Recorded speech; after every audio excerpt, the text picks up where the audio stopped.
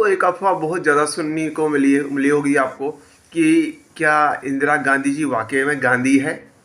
तो ये सरनेम आया कहाँ से? जबकि जो इंदिरा जी हैं वो खुद नेहरू जी की बेटी हैं, तो उनको तो उनका सरनेम इंदिरा नेहरू होना चाहिए था। फिर ये गांधी सरनेम कैसे आया? तो कुछ लोग ये भी कह सकते हैं कि फिरोज गांधी खुद गांधी जी के बेटे हैं, तो गांधी जी के बेटे कैसे हो सकते हैं? उनके बेटों का नाम तो हरी हाँ हरीश गांधी है, और उनके पोते का नाम राजीव गांधी कैसे हो सकता है? उनके पोते का नाम तो राजमोहन गांधी है। तो ये कैसे हो सकता है कि इधर से ट्रायंगल निकल रहा है या उधर से ट्रायंगल निकल रहा है? तो ये फैमिली कैसे, मतलब हरिदास गांधी से गांधी जी के बेटे से शुरू होती है और फिर राजमोहन गांधी तक चलती है।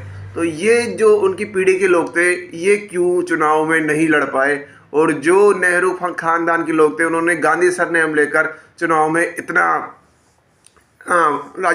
इतना वर्षों तक देश पर राज किया। तो इसका चक्कर क्या है? गांधी सरनेम के बारे में थोड़ी सी जानकारी लेते हैं। तो गांधी सरनेम के बारे में कहते हैं कि राजा जो मतलब जो अफवाह जो सुनने को मिलती है कि जो फिरोज गांधी है, तो गांधी जी ने उन्हें अडॉप्ट कर लिया था, इस कारण से उन्हें ये गांधी सर, लेकिन ऐसा नहीं है। उनको गांधी नहीं, गेंदी, उनके जो जिस कम्युनिटी से वो बिलोंग करते हैं, पारसी कम्युनिटी से, तो उन्हें गेंदी मतलब इत्र का काम करने वाले लोगों को गेंदी कहा जाता था, इस कारण से गेंदी हो गया। लेकिन जब गांधी जी एक बड़े फ्रीडम फाइटर लीडर बन गए और लोग दुनिया में उनकी पहचान होने लगी, तो इस कारण से उन्हें मतलब ये सरनेम अडॉप्ट कर लिया और गेंदी से फिरोज गांधी हो गए। तो इस प्रकार से तो फिर आगे ये देखने को मिलता है कि जो जब चुनाव होता है, लोकसभा चुनाव होता है 1979 में, तो उस समय देखा जाता है कि बैटल ऑफ सन चुनाव होता है। तो उस समय गांधी वर्सेस गांधी, मतलब असली और नकली गांधी के बीच में लोकसभा चुनाव होता है।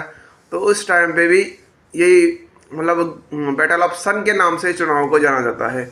ये उस समय का चुनाव है जब राजीव गांधी ने असली राजमोहन गांधी पर फायरिंग कराने तक के आरोप आ जाते हैं। और उस समय जो होता है कि जो राजमोहन गांधी है, उन्हें पता चलता है कि कांग्रेस में घोटाले भ्रष्टाचार होना शुरू हो चुका है, तो वो उस पार्टी को छोड़कर जनता दल ज्वाइन कर लेते हैं। तो जनता दल ज्वाइन करने के बाद वो चुनाव लड़ते हैं अमेठी सीट से, और अमेठी सीट से चुनाव लड़ते हैं। तो ये देखने को मिलता है कि उनके ऊपर मतलब बहुत ही ज़्यादा अटैक्स कांग्रेस की तरफ से शुरू हो जाते हैं, और ये चुनाव उनके लिए